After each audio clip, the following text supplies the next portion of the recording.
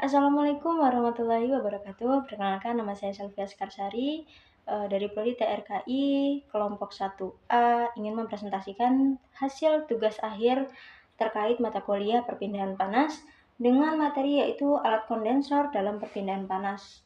Jadi di sini kita akan membahas tentang kondensor. Yang pertama itu ada definisinya. Kondensor adalah alat yang berfungsi untuk merubah gas atau uap menjadi cairan melalui proses pelepasan panas.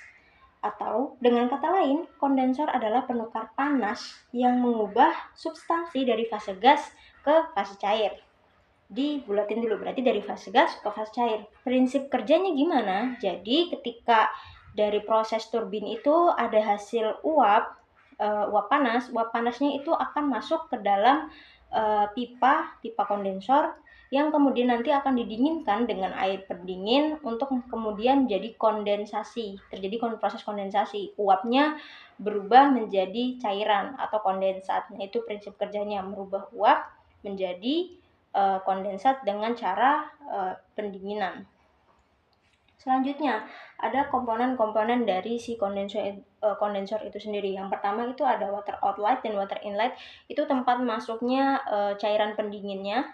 Selanjutnya itu ada baffle. Baffle itu digunakan untuk menentukan jenis aliran. Semakin banyak baffle-nya, maka jenis aliran itu nanti akan turbulen. Nah, ketika turbulen, itu proses perpindahan panasnya akan menjadi semakin cepat karena area kontaknya semakin banyak dibandingkan kalau fasenya itu laminer. Sehingga kalau misalnya di industri itu banyak menggunakan baffle sehingga alirannya turbulen, area kontaknya makin banyak, maka proses perpindahan panasnya akan semakin cepat. Selanjutnya itu ada pipa-pipa. Nah, pipa-pipa ini digunakan untuk masuknya nih, tempat masuknya si fluida yang akan didinginkan. Si gasnya, berarti gasnya dimasukkan atau misalnya dia akan dimasukkan, gasnya itu masuk, didinginkan melalui air pendingin tadi, kemudian keluar dia hasilnya itu berupa kondensasi atau berupa udah uap, udah cair lagi, udah bukan uap. Nah, jenis-jenis alatnya itu ada yang umum itu ada cooling kondensor, menurut medianya itu ada dua. Yang pertama air cooled condenser, ya, terus yang kedua itu water cooled condenser. Perbedaannya kalau yang air cooled condenser itu mediumnya itu menggunakan udara, sedangkan udara yang dingin. Sedangkan kalau water cooled condenser itu berarti menggunakan air media pendinginnya.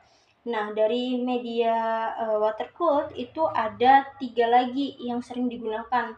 Yang pertama itu ada cell and tube condenser, berarti dia ada cell, ada tube, dari berarti di dalamnya, berarti di dalam tube-nya uap-uapnya dan didinginkan di dalam selnya itu berisi air dingin. Sedangkan kalau cell and coil berarti dia ada cangkang dan ada coilnya untuk menaruh si fluida yang akan didinginkan. Kalau tube and tube condenser itu dia terdiri dari 2 pipa. Jadi pipa 1, pipa 2 itu di dalamnya. Misalnya pipa 1 di dalam pipa 2. Nah, cairan yang akan didinginkan itu berada di pipa paling dalam. Enggak. Ini pipa, terus ini pipa yang lebih kecil, kan ada di antara dua gini. Nah, seperti inilah contohnya, seperti ini.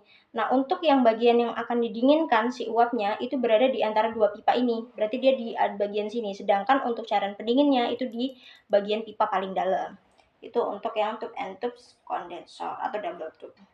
Nah, untuk berdasarkan klasifikasi umumnya itu terbagi menjadi dua, ada surface condenser sama direct contact condenser. Kalau surface condenser itu prinsipnya masih sama, dia ada di dalam tube dan ada di dalam sel. Jadi tidak berkontak langsung nih antara si fluida yang akan didinginkan dengan fluida pendinginnya.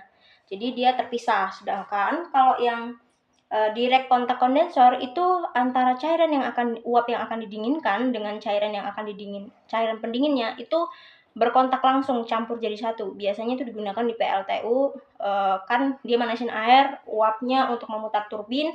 Nah, uap dari pemanasan tadi itu dimasukkanlah ke direct contact condenser untuk dicampurkan dengan air pendingin supaya dia jadi air dingin biasa lagi yang kemudian nanti akan dipanaskan lagi, digunakan lagi untuk proses PLTU.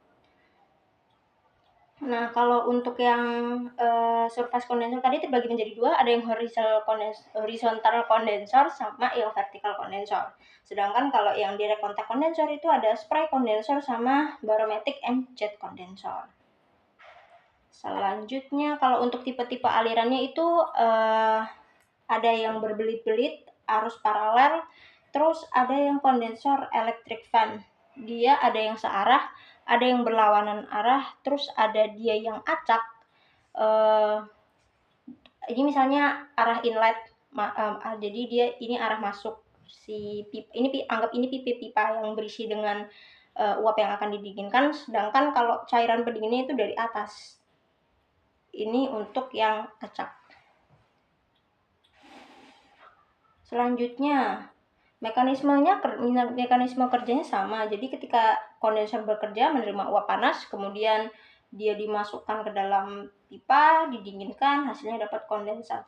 Untuk kekurangannya itu biaya investasi awalnya tinggi, pemeliharaan rutin diperlukan, karena kalau nggak di pemeliharaan secara rutin nanti dia bisa terjadi fouling. Terus ada konsumsi air yang tinggi, ukuran berat dan besar, efisiensi dipengaruhi oleh lingkungan. Untuk kelebihannya sendiri ada efisiensi tinggi, menghemat fluida kerja, pengendalian suhu yang baik, fleksibilitas desain, mengurangi tekanan dalam sistem.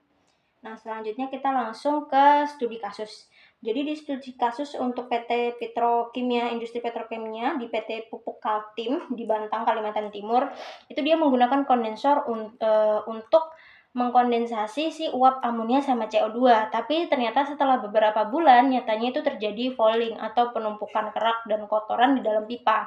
Sehingga transfer panasnya itu dia menurun karena lebih banyak kotoran kan. Jadi dia tidak langsung ada kontak dengan si pipa-pipanya. Nah, untuk yang dilakukan oleh perusahaan ini yang pertama itu dia menerapkan filtrasi mikro. Jadi sebelum cairannya masuk ke dalam pipa itu dia difiltrasi dulu. Kemudian ada sistem pengendalian penanganan juga, kontrol secara rutin untuk tahu, sama dia pelapisan dengan pelapisan anti adhesi sehingga kotorannya itu nggak menempel di dalam pipa-pipa itu. Prinsipnya tuh mirip kayak wajan anti lengket, kurang lebih seperti itu ya. Jadi itulah tadi yang dapat saya presentasikan, kurang lebihnya mohon maaf. Wassalamualaikum warahmatullahi wabarakatuh.